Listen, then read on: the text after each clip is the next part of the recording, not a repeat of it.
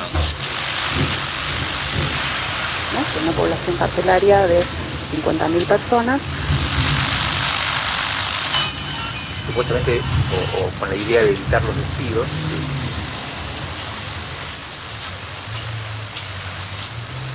Propuesta de reestructuración de la deuda, los trabajadores en suspenso y las cacerolas de la ira. Crisis en el aire. Análisis político en movimiento. De la pinta a la conversación.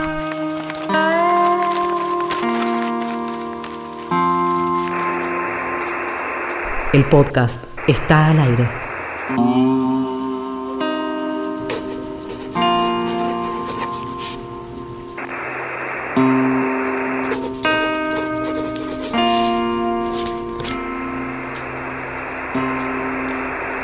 Revistacrisis.com.ar.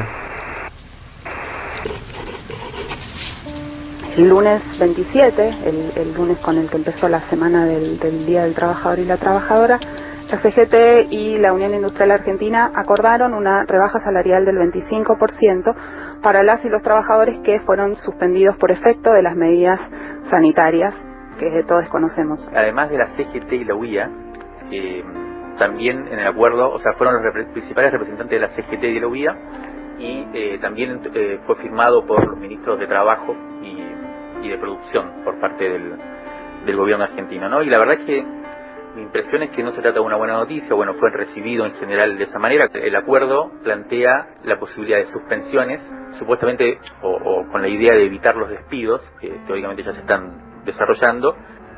Digamos, lo que concede en este caso la Confederación General de Trabajo es la posibilidad de que el salario durante la suspensión, durante el periodo de suspensión, pueda ser reducido al un 25%, ¿no? El lunes yo me comuniqué con Matías Cremonte, que es el presidente de la Asociación de Abogados Laboralistas, para preguntarle. Él es amigo, seguidor de la revista, siempre discutimos con él mucho de estos temas que tienen que ver con la clase trabajadora y con la cuestión laboral.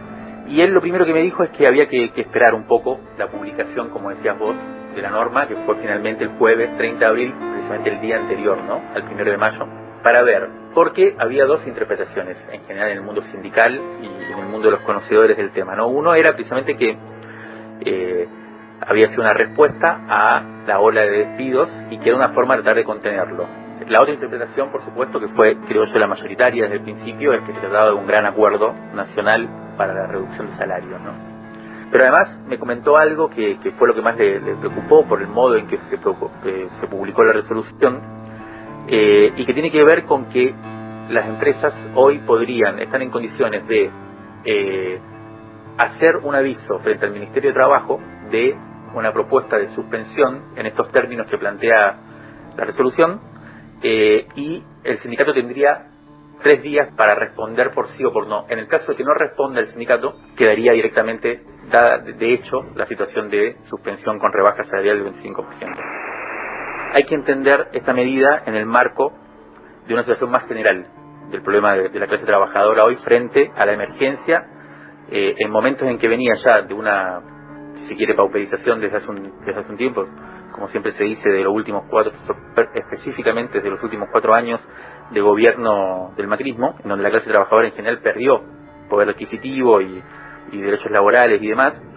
Pero hay que entenderlo en el marco de una situación, y ahí a mí me gustaría recomendar especialmente una entrevista que publicamos esta semana en el sitio web de la revista, que le hicimos al secretario general de la CGT actual, Héctor Daer, uno de los firmantes de este acuerdo, ¿no? Ahí uno puede darse cuenta por qué hay una debilidad específica de la dirigencia sindical, me parece a mí, para defender los intereses de sus propios representados. Y tiene que ver con todo ese universo de trabajadores que los dirigentes sindicales actuales, y específicamente los que dirigen al CGT, no logran representar. Ante toda esa cantidad a toda esa masa de trabajadores que ni siquiera entro dentro de este acuerdo que comentábamos, lo que hay que ver ahí también es los proyectos de transferencia de ingresos que está teniendo el gobierno, especiales en el marco de la emergencia, para un poco paliar esta situación de empeoramiento de la situación, ¿no? De la gente de los changarines, las trabajadoras del hogar, los cuentapropistas, la cantidad de gente que tiene changas por todos lados y que en situación de cuarentena o aislamiento social están viendo reducidos mucho sus ingresos. Ahí estuvimos viendo cuáles son estos proyectos de transferencia de ingresos y tampoco está siendo, bastante austero está siendo, uno podría decir comparativamente, el gobierno respecto de otros planes de ayuda que están habiendo en otras partes del mundo, ¿no? Incluso acá mismo en la región.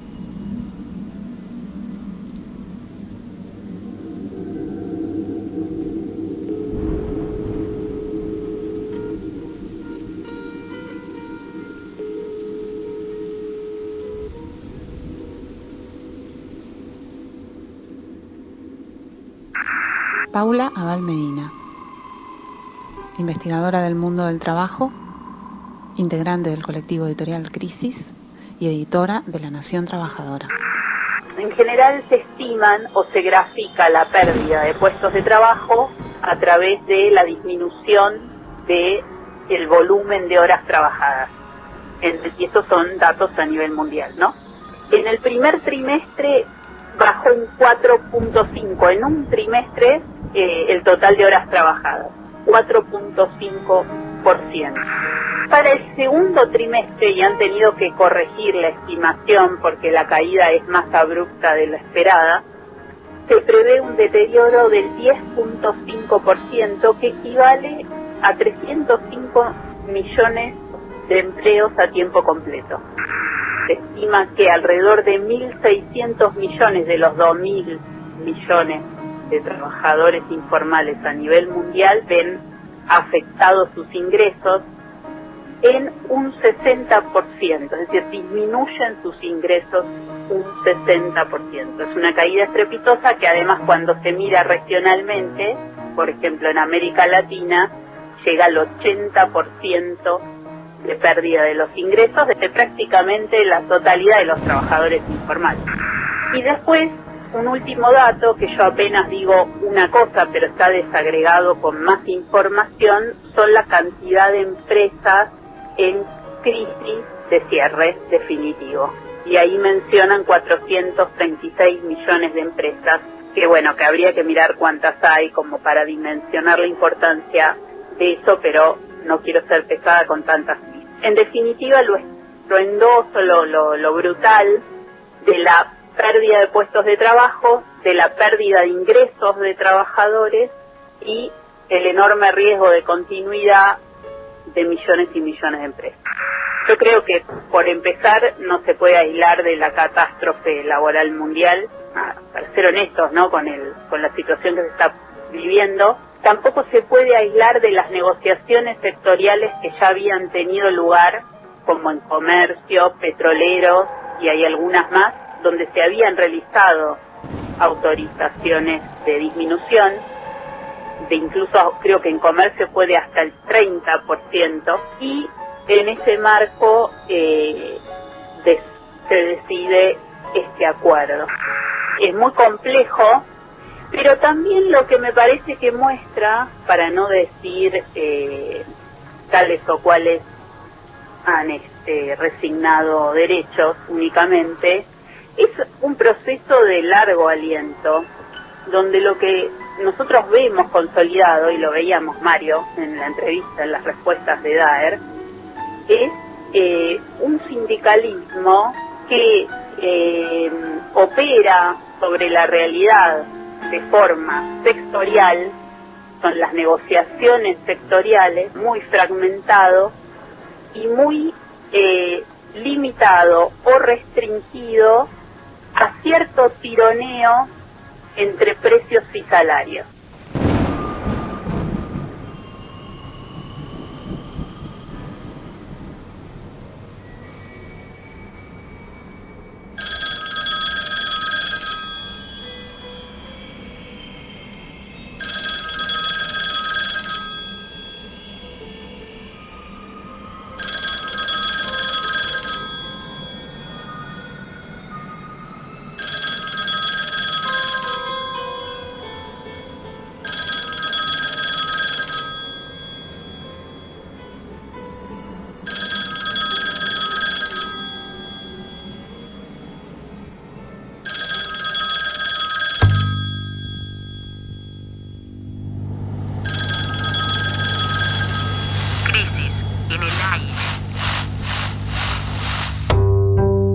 Revista sonora transmedial. El aire está en crisis. Válvulas de papel. Aire, podcast y transmisor. Válvulas de papel. Aire, podcast y transmisor.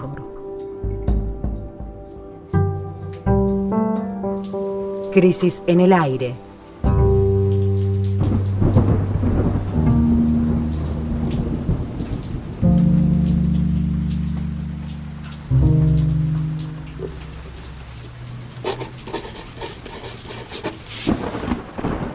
Como todos habrán visto, como todas habrán visto, esta semana las cárceles se convirtieron en un tema de gran relevancia política.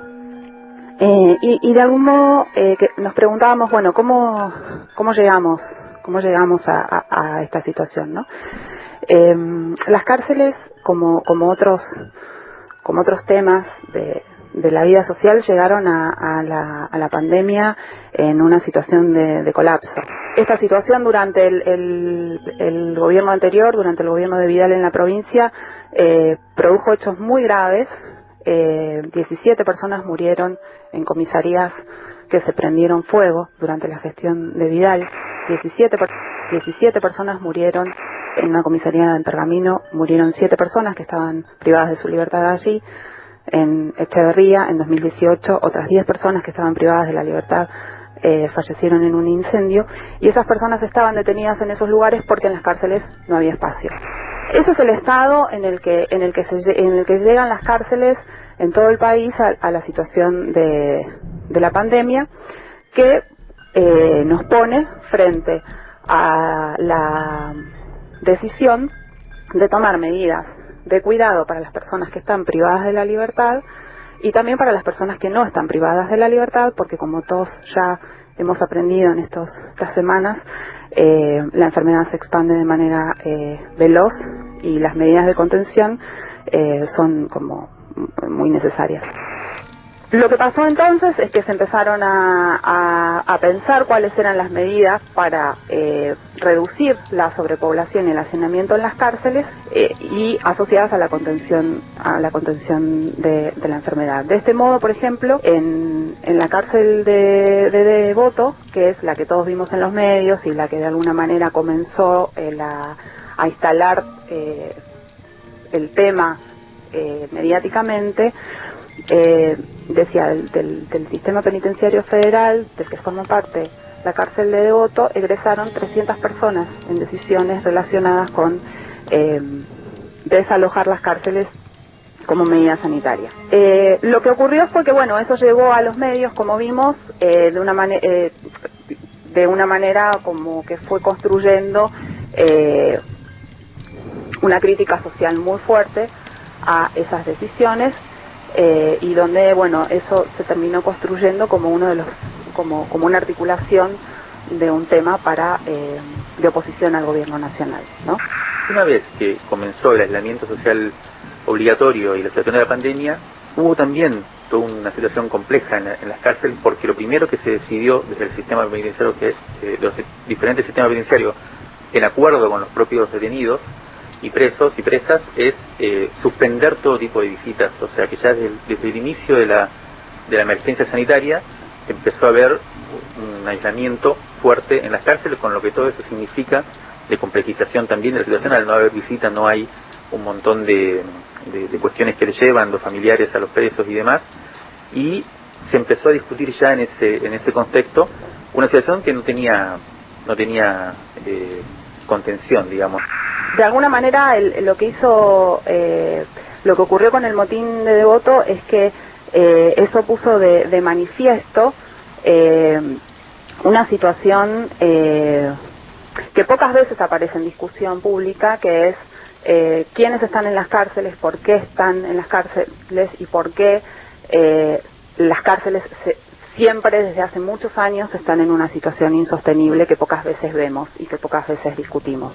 Por ejemplo, de las personas que egresaron del sistema penitenciario federal por decisiones relacionadas con la pandemia, fueron alrededor de 300 personas, 320, dijo la ministra Marcela Lozardo como dato. Si vamos a ver esas 300 personas, bueno, primero son solo el 2% de las personas que están alojadas en el sistema penitenciario federal, donde hay más de 12.000 personas presas, alrededor de 1.000 más de las que debería haber según la capacidad del lugar. Pero si vamos a ver qué delitos cometieron esas personas que salieron en estos días, podemos ver que 7 de cada 10 de las personas que salieron estaban presas por infracciones a la ley de drogas. 1 de cada 10 de esas personas estaba presa por delitos contra la propiedad. Y luego hay otro 20%, 2 de cada 10 personas de esas que estaban presas por delitos graves.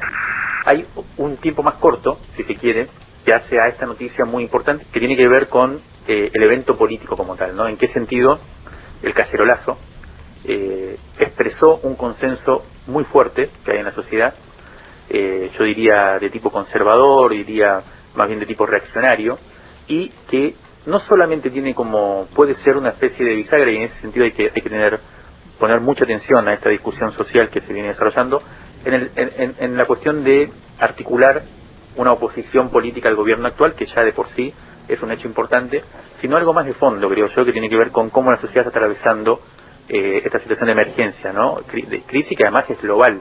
Esta liberación de presos y demás se dio en muchos países, no solo en Argentina, y en todos los países también generó este tipo de reacciones, o en alguno de ellos. Ahora, el punto fundamental, creo yo, es cómo vamos a atravesar esta situación, si tendiendo más bien a ver las situaciones que no pueden seguir existiendo después de esta gran momento de parálisis, ¿no? Y de crisis que pone todo en suspenso, como la situación carcelaria, entre otras, o incluso la situación económica, ¿no? El gran drama de crisis en la que estamos, o vamos a buscar un chivo expiatorio para depositar ahí todos nuestros males, lo cual anticipa una salida de tipo bastante compleja que sería interesante en cierta medida impedir, ¿no?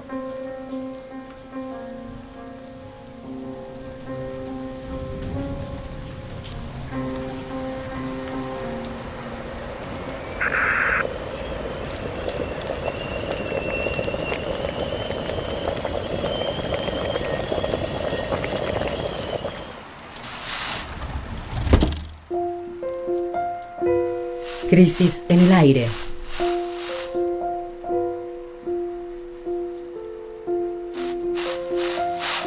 Los sonidos de la tinta y sus discusiones.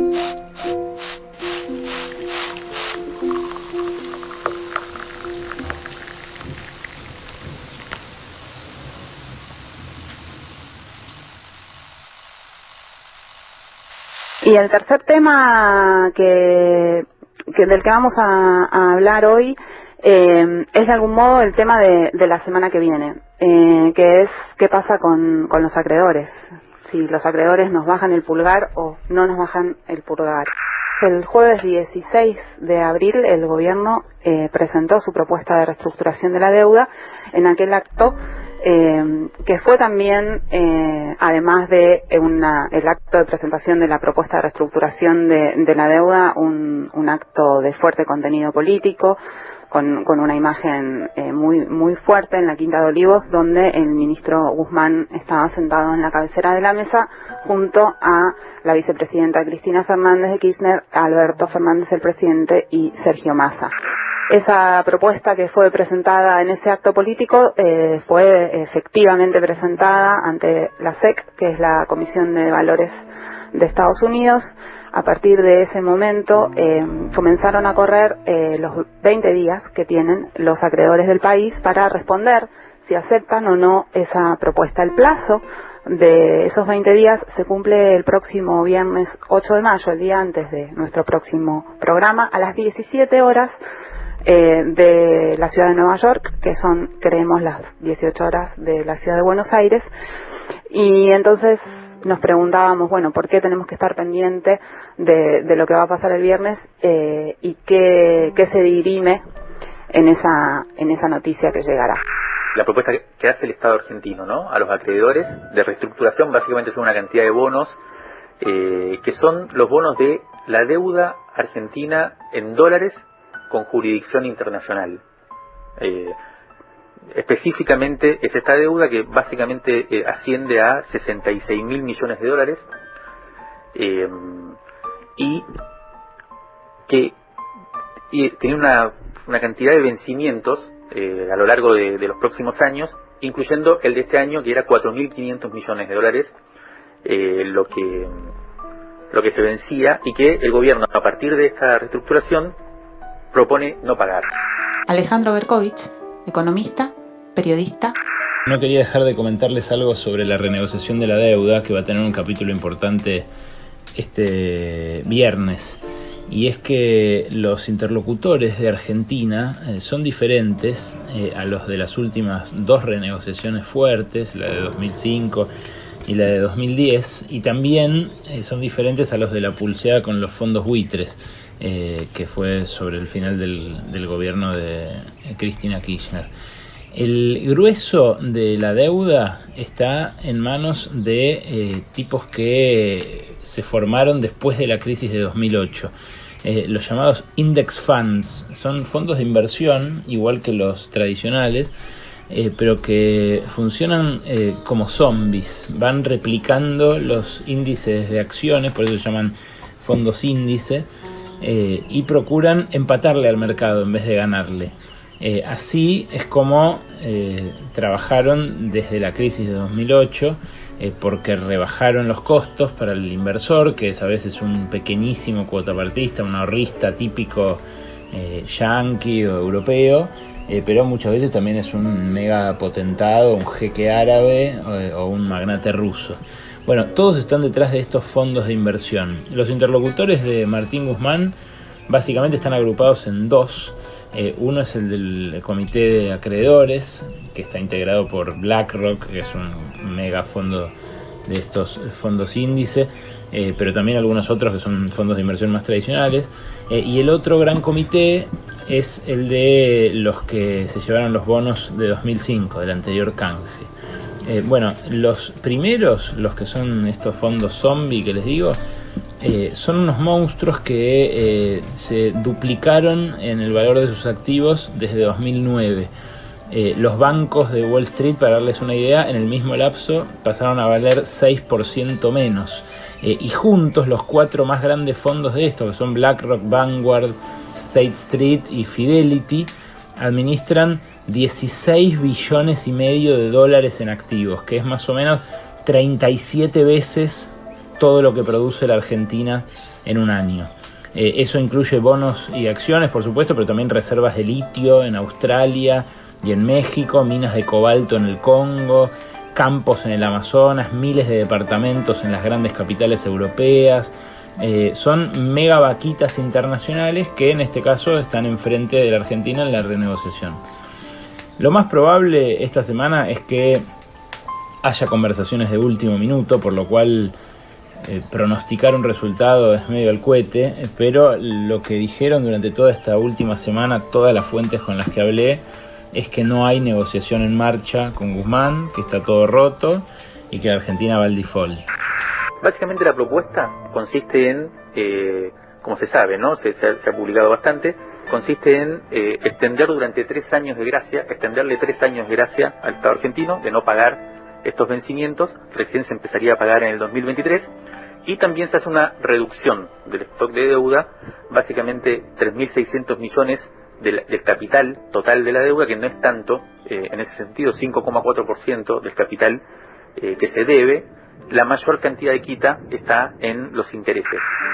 El contexto principal o el elemento principal que vuelve difícil de discernir si esto es una propuesta que puede ser aceptada o no, es la situación actual de emergencia total a nivel global, en la cual no solo la deuda argentina, que hasta este momento era una de las más complicadas, una de las más cercanas al default, sino un montón de otras deudas soberanas de los estados, y incluso se empieza a hablar de la posibilidad de un crack importante en las grandes empresas a nivel global. O sea que la deuda ya deja de ser un problema solo argentino y de algunos otros 2 o 3 estados más, y pasa a ser un problema muy difícil de resolver, casi sin solución, digamos, y se prevé, incluso los organismos internacionales de crédito empiezan a hablar de condonaciones masivas de la deuda.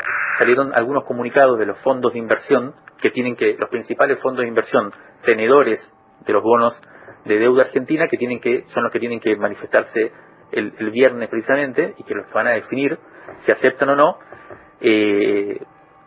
También han emitido comunicados y públicamente han salido con muchos operadores mediáticos y demás a plantear que no van a aceptar la deuda y la oferta, y lo más posible es que el viernes rechacen esta oferta, y a partir de ahí empezará un proceso de negociación que va a durar una semana más, 15 días más, no mucho más, 10 días, hasta el 22 de mayo, que es el momento en el cual se va a definir si Argentina entra en default o no.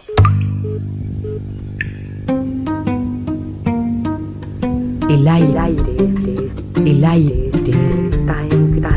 aire está en crisis.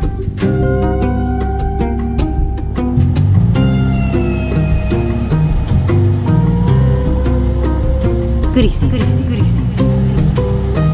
En el aire.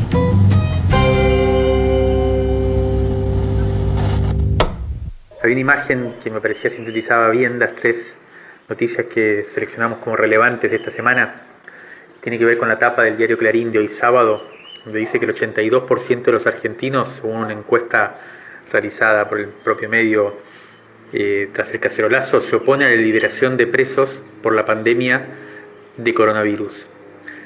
Me parecía interesante vincularlo con un informe publicado durante esta semana también en los medios nacionales, elaborado por el Centro de Economía Regional y Experimental de la UBA, donde dice que casi la misma cifra, en este caso el 80,8% de los hogares quedó endeudado durante la cuarentena. Me parecía interesante vincular los dos datos como signos de una mayoría social que está buscando cómo elaborar el dramático momento que vivimos, y como índice de dos formas muy diferentes de tratarlo, que seguramente se van a ir mezclando a lo largo de este tiempo. Por un lado, la búsqueda de un chivo expiatorio que encarne los males que vivimos, y por otro lado, el intento por encontrar o por modificar algunos aspectos más estructurales de la forma de vida que nos llevó hasta acá.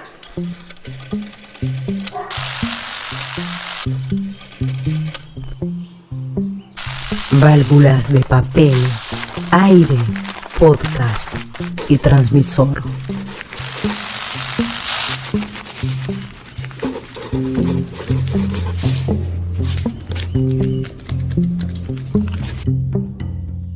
Crisis en el aire.